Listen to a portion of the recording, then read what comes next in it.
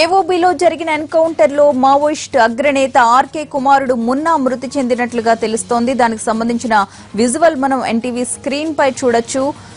రామకృష్ణ కూడా కీలక నేతగానే చెప్తూ ఉన్నారు. ఆయన కుమారుడు మున్నా మృతి చెందిన సమాచారం ప్రస్తుతం మనకు అందుతూ ఉంది. ఎన్కౌంటర్ లో మావోయిస్ట్ అగ్రనేత రామకృష్ణ కుమారుడు మున్నా మృతి చెందాడు. పూర్తి సమాచారం అందించడానికి మరి రిపోర్టర్ రమేష్ వైట్ల సిద్ధంగా ఉన్నారు. రమేష్ చెప్పండి, పోలీస్ శాఖ నుంచి దీనికి సంబంధించి అధికారిక ప్రకటన ఏదైనా విడుదలైందా?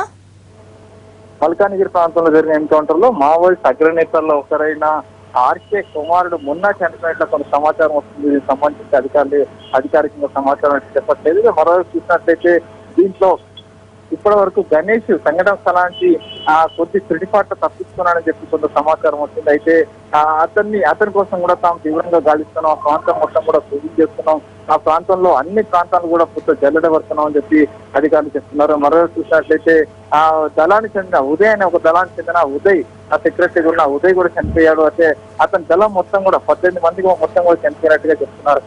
అయితే దీనికి సంబంధించి ఆ సంఘటన స్థలానికి ఏదైతే ఆ పోలీసులు ప్రస్తుతానికి చేరుకోలేకపోతున్నారో, మరోవైపు చూసినట్లయితే డిఫెన్స్ దళాలు అక్కడ ఆపరేషన్ చేసి అక్కడి నుంచి వెళ్ళిపోవడం జరిగింది. మరోవైపు ఇందులో 2 కానిస్టేబుల్కు తీవ్ర గాయాలు కావడం జరిగింది. ఆ 2 కానిస్టేబుల్ కూడా ఎయిర్ లిఫ్ట్ చేసేందుకు అధికారులు ప్రయత్నాలు మొదలుపెట్టారు. ఇప్పటికే వైజాగ్ నుంచి ఒక హెలికాప్టర్ ని మల్కానగిరి ప్రాంతానికి పంపించారు. అలా 2 కానిస్టేబుల్ కూడా ఇటు వైజాగ్ ప్రాంతానికి తీసుకువచ్చే ప్రయత్నాలు కొనసాగుతున్నాయి. మరోవైపు చూసినట్లయితే ఇటీవల కాలంలో ఒక భారీ ఎన్కౌంటర్ చెప్పవచ్చు.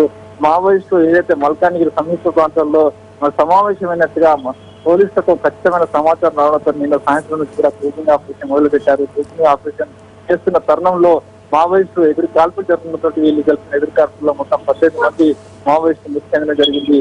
అయితే చనిపోయిన ఎవరికి 18 మంది మృతదేహాన్ని గుర్తించే ప్రయత్నంలో అధికారులు ఉన్నారు. మరోవైపు చూసినట్లయితే ఇక్కడ నుంచి సంఘటన స్థలంలో అయితే ఉదయ్ అనే ఒక దళం చెందిన మొత్తం మట్టుబెట్టడం జరిగింది. మరోవైపు సంఘటన స్థలంలో గణేష్ అనే అగ్రనేతలో ఒకరైన గణేష్ అక్కడి నుంచి గుడ్లో తప్పించుకున్నాడు, అతని కోసం కూడా తాము గాలిస్తున్నాం అని చెప్తున్నారు. మరోవైపు ఇప్పుడే కొద్దిసేపటి క్రితం వచ్చిన సమాచారం వరకు మావోయిస్ట్ కుమారుడు ఒకరైన మున్నా ఒకరు కూడా చనిపోయినట్టుగా పోలీసు నుంచి సమాచారం వస్తుంది. ఇంకా క్లారిఫై చేయాల్సింది, ఇంకా కన్ఫర్మేషన్ కూడా ఇంకా రావాల్సింది.